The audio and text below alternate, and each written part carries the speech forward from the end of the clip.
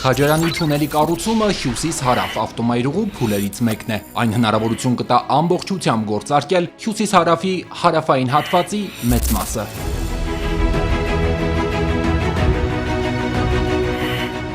Քաջարանի թունելի կառուցմամբ ներկայում գործող երթուղին կկրճատվի մոտ 14 կիլոմետրով։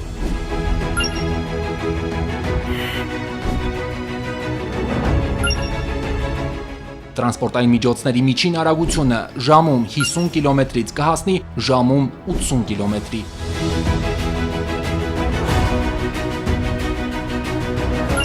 Մոտ 40 րոպեով կկրճատի երթևեկության ժամանակը։ Թունելի միջոցով կշրջանցվի ծովի մակերևույթից 2535 մետր բարձրության վրա գտնվող Մեղրու լեռնանցքը, ինչը զգալիորեն կբարձրացնի ճանապարհային անվտանգության մակարդակը, ինչպես նաև հնարավորություն կստեղծի խուսափել ձմռանը Մեղրու լեռնանցքի անցանելիության ապահովման հետ կապված դժվարություններից։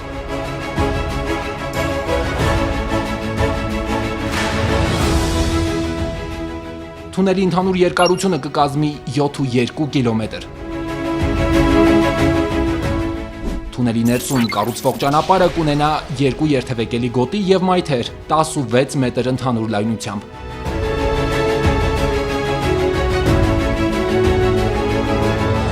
Բացի այդ, տրանսպորտային միջոցների արտակարգ կանգառներն ապահովելու նպատակով յուրաքանչյուր 250 մետրը մեկ նախատեսվում է թունելի երթևեկելի գոտու լրացուցիչ 3 մետր խորությամբ լայնացում։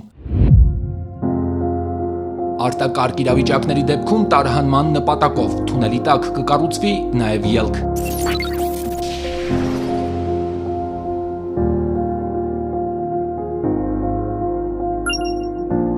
Թունելը հագեցած կլինի անհրաժեշտ այնպիսի ժամանակակից համակարգերով, ինչպիսիք են էլեկտրաէներգիայի մատակարարման և բաշխման ավտոմատ համակարգ, ավտոմատ լուսավորություն, տարհանման ազդանշանների և ճանապարհային լուսային նշիչների համակարգ, ավտոմատ օդափոխություն, տարհանման ելքի օդափոխության և պաշտպանության համակարգեր, սոսկայանների համակարգ, տեսահսկման ավտոմատ համակարգ, ռադիոդիֆուզիոն համակարգ, հրդեհի հայտնաբերման ավտոմատ համակարգ, հրդեհաշիջման ավտոմատ համակարգ, կառավարման կենտրոն։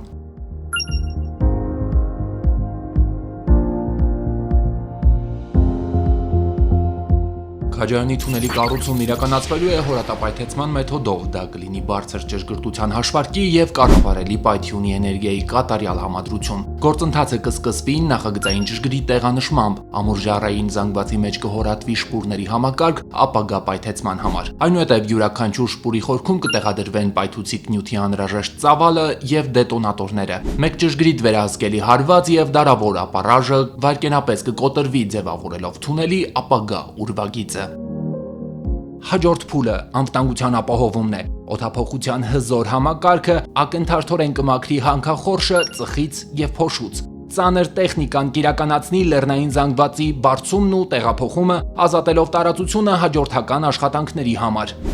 Որպես հորատման վերջնական փուլ կկատարվի առաջնային ամրակապում։ Մակերեսները կպատվեն տոկրետ բետոնով և կֆիքսվեն անկերներով։ Փուլը կավարտվի և թունելի հորատումը կշարունակվի։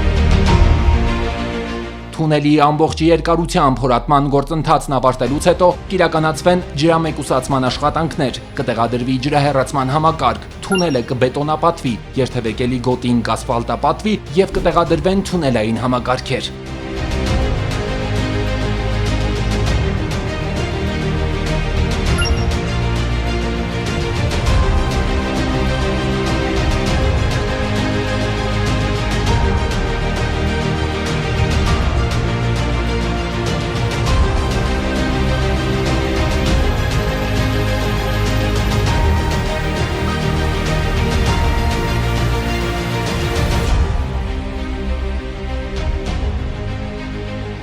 Շինարարական աշխատանքների պայմանագիր կստորագրվի ճանապարհային դեպարտամент հիմնադրամի և իրանական Abad Rahan Pars International Group և Tunelsat Ariana համատեղ ձեռնարկության միջև։ Abad Rahan Pars International Group և Tunelsat Ariana համատեղ ձեռնարկությունը ճանապարհների և թունելների կառուցման բնագավառում ունի մեծ փորձ, ինչպես Իրանում, այնպես էլ նրա սահմաններից դուրս։ Համատեղ ձեռնարկությունը նորեկ չէ հայաստանյան շինարարության ոլորտում։ Այն հաջողությամբ ավարտել է մի քանի նախագիծ, այդ թվում Բագրատաշենի կամրջի կառուցումը Հայաստան-Վրաստան սահմանին։ 2024 թվականից համատեղ ձեռնարկությունը հաջողությամբ իրականացնում է Քաջարան-Ագարակ 32 կիլոմետր ընդհանուր երկարությամբ ճանապարհի կառուցումը։ Ի դեպ, Քաջարանի թունելը Քաջարան-Ագարակ 32 կիլոմետր երկարությամբ ճանապարհահատվածի տրամաբանական շարունակությունն է։ Քաջարանի թունելի կառուցման պատվիրատուն է ճանապարհային դեպարտամենտ հիմնադրամը, որը հանդես է գալիս Հայաստանի Հանրապետության տարածքային կառավարման եւ ենթակառուցվածքների նախարարության անունից։ Քաջարանի թունելի կառուցման ծրագիրը ֆինանսավորվում է